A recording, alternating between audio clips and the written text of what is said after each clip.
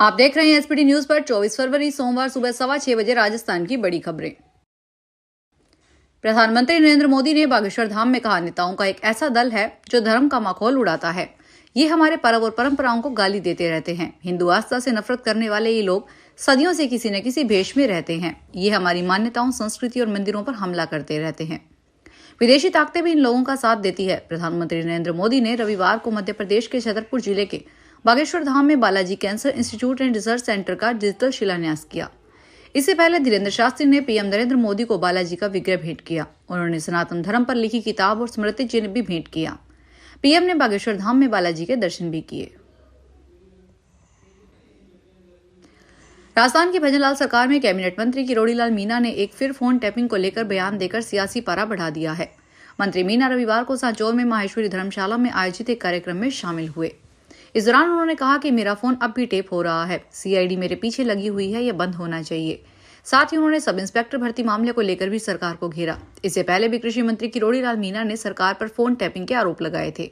इसके चलते सरकार को विधानसभा में जवाब देना पड़ा। गृह राज्य मंत्री जवाहर सिंह बेदम ने विधानसभा में कहा कि मीणा का टेलीफोन टेप नहीं हुआ है। इस पर नेता प्रतिपक्ष टीकाराम जूली ने कहा कि यदि मीणा का टेलीफोन टेप नहीं हुआ तो फिर क्या सरकार उनके आरोपों पर कार्रवाई करेगी। राजस्थान विधानसभा में मंत्री अविनाश गहलोत द्वारा इंदिरा गांधी पर की गई टिप्पणी और कांग्रेस के 6 विधायकों के निलंबन के खिलाफ कांग्रेस विधायकों का रविवार को भी सदन में धरना जारी रहा। हालांकि सरकार की ओर से गतिरोध खत्म करने के लिए गृह राज्य मंत्री जवाहर सिंह बेदम और संसदीय कार्य मंत्री जोगाराम पटेल रविवार को सदन पहुंचे, लेकिन विपक्ष मंत्री अविनाश गहलोत के माफी मांगने व विधायकों के निलंबन को वापस लेने की जिद पर अड़ा हुआ है। इस मामले को लेकर कांग्रेस विधायक दल की बैठक रविवार को विधानसभा में आयोजित हुई। नेता प्रतिपक्ष टीकाराम जूली की अध्यक्षता में आगे की रणनीति पर चर्चा की गई है। कांग्रेस ने आज सोमवार को विधानसभा घेराव की योजना बनाई है। कांग्रेस सांसद शशि थरूर पार्टी के खिलाफ बगावती तेवर दिखा रहे हैं। उन्होंने रविवार को कहा कि मैं कांग्रेस में हूं, लेकिन अगर पार्टी को मेरी जरूरत नहीं है तो मेरे पास भी विकल्प मौजूद हैं। हालांकि थरूर ने पार्टी बदलने की अफवाहों का खंडन करते हुए कहा कि भले ही विचारों में अंतर हो, लेकिन वे ऐसा नहीं मानते। केरल के तिरुवनंतपुरम में 4 बार के सांसद थरूर ने हाल ही में केरल के वामपंथी विजयन सरकार की नीतियों और प्रधानमंत्री नरेंद्र मोदी के अमेरिकी राष्ट्रपति ट्रंप से मुलाकात की तारीफ की थी। उन्होंने केरल में पार्टी के नेतृत्व को लेकर भी सवाल उठाए थे। इसके बाद पार्टी की केरल इकाई के मुखपत्र ने उन्हें नसीहत देते हुए लेख छापा था। जयपुर में पुलिस ने शनिवार देर रात रेव पार्टी पर रेड मारी। यहां करीब 150 युवक युवती नशे की हालत में मिले। शराब की 17 बोतल, बियर की 506 बोतल और 13.29 ग्राम स्मैक जब्त की गई। Rave party Delhi Jaipur highway पर गांव लबाना स्थित रिजोर्ट स्टेरिस ऑर्गेनिक फार्म पर चल रही थी। पुलिस ने मौके से रिजोर्ट संचालक संजय लुहाड़िया और रेव पार्टी के आयोजक हर्षवर्धन कुमार सैनी को गिरफ्तार किया। वहीं पुलिस ने 63 युवक युवतियों को कोटपा एक्ट में चालान काटकर छोड़ दिया। बाकी को बिना कार्रवाई के छोड़ दिया गया। झुंझुनू के प्रभारी मंत्री अविनाश गहलोत ने कहा कि उन्होंने इंदिरा गांधी को लेकर कोई अपमानजनक शब्द नहीं कहे हैं। हमारे परिवार में जो बुजुर्ग हैं, क्या उन्हें हम दादा दादी, माता पिता, ताऊ ताई नहीं बोलते? यह सम्मानजनक शब्द हैं। हमारी हिंदी डिक्शनरी में भी तो हमारे परिवार के बोलचाल के अंदर भी। वे रविवार को झुंझुनू के बजट की समीक्षा और क्रियान्वयन के लिए अधिकारियों के साथ बैठक लेने आए थे। मंत्री ने कहा कि इंदिरा गांधी कांग्रेस की बड़ी नेता रही हैं। उन्होंने कहा कि कांग्रेस नेता सलमान खुर्शीद, राहुल गांधी और प्रियंका खुद मंच से लगातार कहती रही हैं कि हमारी दादी ने देश के लिए बलिदान दिया है। हमने भी तो वह शब्द इस्तेमाल किया। बेवजह बातों को हाईलाइट करने के लिए इस तरह के आरोप लगाए जा रहे हैं। राजस्थान में रीट 2025 की तैयारियां जोरों पर है। परीक्षा का आयोजन 27 और 28 फरवरी को होगा। इसके लिए विभिन्न जिलों में परीक्षा केंद्रों पर विशेष निगरानी दलों की तैनाती निर्देश दिए गए हैं। राजस्थान माध्यमिक शिक्षा बोर्ड ने परीक्षार्थियों के लिए आवश्यक दिशा निर्देश जारी किए हैं, जिनका पालन अनिवार्य होगा। रीट परीक्षा में शामिल होने वाले अभ्यर्थियों को परीक्षा केंद्र में प्रवेश के लिए निर्धारित ड्रेस कोड का पालन करना होगा। पुरुष अभ्यर्थी साधारण कुर्ता, आधी या पूरी बाजू की शर्ट, टी शर्ट और सामान्य पैंट या लोअर पहन सकते हैं। फैंसी पैंट और जूते पहनने की अनुमति नहीं होगी। उन्हें केवल चप्पल या सैंडल पहनकर आना होगा। राजस्थान सरकार ने जयपुर में पहले सरकारी इंजीनियरिंग की घोषणा कर जोर शोर से कॉलेज की शुरुआत कर दी। जयपुर में सरकारी इंजीनियरिंग कॉलेज के नाम पर राजस्थान ही नहीं, दूसरे राज्यों से भी छात्रों ने प्रवेश लिया। अब 2 वर्ष बाद सरकार अचानक कॉलेज को जयपुर से शिफ्ट करने पर विचार कर रही है। इसका छात्रों ने विरोध करना शुरू कर दिया। कॉलेज में हाल ही में अखिल भारतीय विद्यार्थी परिषद के कार्यकर्ताओं ने प्रदर्शन किया और कॉलेज को विकसित करने की मांग उठाई। छात्रों का तर्क है कि उन्होंने जयपुर के नाम पर कॉलेज में प्रवेश लिया था। अगर दुद्दू में कॉलेज शिफ्ट किया तो यह उनके साथ धोखा होगा। कॉलेज में भी अभी 3 ब्रांच में करीब 120 छात्र पढ़ रहे हैं। गौरतलब है कि गत कांग्रेस सरकार ने बजट में जयपुर में इंजीनियरिंग कॉलेज की घोषणा की थी।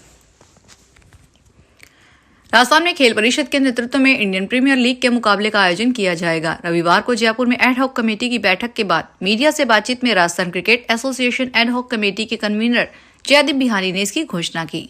जयदीप बिहानी ने कहा कि खेल मंत्री राज्यवर्धन सिंह राठौड़ ने स्पष्ट कर दिया है कि राजस्थान में इस बार इंडियन प्रीमियर लीग के मुकाबले का आयोजन खेल परिषद के नेतृत्व में किया जाएगा।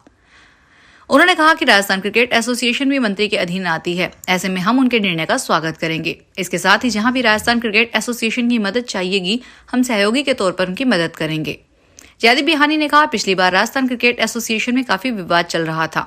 उस वक्त एडहॉक कमेटी का गठन होते ही इंडियन प्रीमियर लीग के मुकाबले का आयोजन भी किया जाना था, लेकिन तब हम कागजी कार्रवाई में उलझे रहे। राजस्थान की सरकारी बिजली कंपनियों में मुख्य अभियंता निदेशक, प्रबंध निदेशक से लेकर सीएमडी तक के 15 महत्वपूर्ण पद खाली हैं। इनमें से कुछ पदों के लिए तो अतिरिक्त 4 सौंपकर ही काम चलाया जा रहा है। इस व्यवस्था से आम जन से जुड़े काम प्रभावित हो रहे हैं। चर्चा है कि रिक्त पदों पर अपने चहेतों को चार्ज जान पूछकर दिया गया, ताकि उच्च पदों पर बैठे अफसर मनचाहे काम करा सके। इनमें से कई ने खाली पदों के लिए आवेदन भी कर रखा है। सरकार पहले ही साफ कर चुकी है कि इन सभी महत्वपूर्ण पदों पर राजनीतिक नियुक्तियां नहीं होगी। इसी आधार पर इन पदों के लिए मौजूदा अफसरों से ही आवेदन मांगने का काम भी काफी समय पहले हो चुका है। नई दिल्ली की पूर्व मुख्यमंत्री और कालकाजी से विधायक अतिशी विधानसभा में विपक्ष की नेता होगी। आम आदमी पार्टी की रविवार को हुई विधायक दल की बैठक में उन्हें नेता चुना गया। बैठक में अरविंद केजरीवाल के अलावा पार्टी के सभी 22 विधायक मौजूद थे। यह पहली बार है जब दिल्ली विधानसभा में कोई महिला विपक्ष की नेता बनी है। विधायक दल का नेता चुना जाने के बाद अतिशी ने प्रेस कॉन्फ्रेंस की। उन्होंने कहा, विपक्ष के नाते आम आदमी पार्टी भाजपा सरकार से सारे वादे पूरे करवाएगी। प्रधानमंत्री द्वारा महिलाओं को 2500 देने का वादा पूरा करवाना हमारी प्राथमिकता होगी। वहीं केजरीवाल ने अतिशी को विपक्ष का नेता चुने जाने पर बधाई दी। सिरोही जिले में पहली बार दुर्लभ प्रजाति के इंडियन स्कीमर दिखने से पर्यावरण में पशु प्रेमियों में खुशी की लहर दौड़ गई है। पक्षी प्रेमी में बर्ड वॉचर सहित जुस्सी ने कहा कि जिले के पठारी क्षेत्रों में तलहटी के तराई के आसपास जलाशयों के हाल ही में पहली बार दुर्लभ प्रजाति का इंडियन स्कीमर पक्षी का जोड़ा देखा गया, जिससे क्षेत्र के विशेषकर जलीय पक्षियों की संख्या में इजाफा होने सहित अन्य कई दुर्लभ प्रजातियों के पक्षियों के भी कलरव सुनाई देने की संभावनाएं बलवती हुई है। कुछ महीने पूर्व माउंट आबू में पहली बार लिटिल बंटिंग पक्षी देखे जाने से पक्षियों पर शोध करने वाले लोग आह्लादित हो गए थे। टोंक पुलिस लाइन में अजमेर रेंज आईजी ओम प्रकाश ने कानून व्यवस्था की समीक्षा की। इसमें एसपी विकास सांगवान समेत जिले भर के अधिकारी मौजूद रहे। इस दौरान आईजी ने जिले भर के पुलिस अधिकारियों के साथ अपराध नियंत्रण, यातायात प्रबंधन और लंबित मामलों की प्रगति पर चर्चा की। शहर में नाबालिग से गैंगरेप के मामले को लेकर आईजी ने कैफे और होटलों में कार्रवाई के एसपी को निर्देश दिए। पुलिस अधिकारी को साइबर अपराध, महिला सुरक्षा, ड्रग्स और अवैध गतिविधियों पर विशेष ध्यान देने के निर्देश दिए। राजस्थान के जयपुर के लोगों ने सीतापुरा से जेईसीसी में 7 से 9 मार्च तक होने वाले आईफा 25 जैसे ग्लोबल इवेंट का इंतजार है।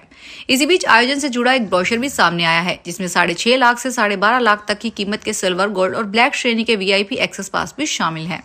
आईफा वीआईपी एक्सेस पास ब्लैक और गोल्ड टियर पास धारी मेहमान शाहरुख खान, कार्तिक आर्यन, माधुरी दीक्षित, शाहिद कपूर और करीना कपूर खान से मुलाकात भी कर सकते हैं।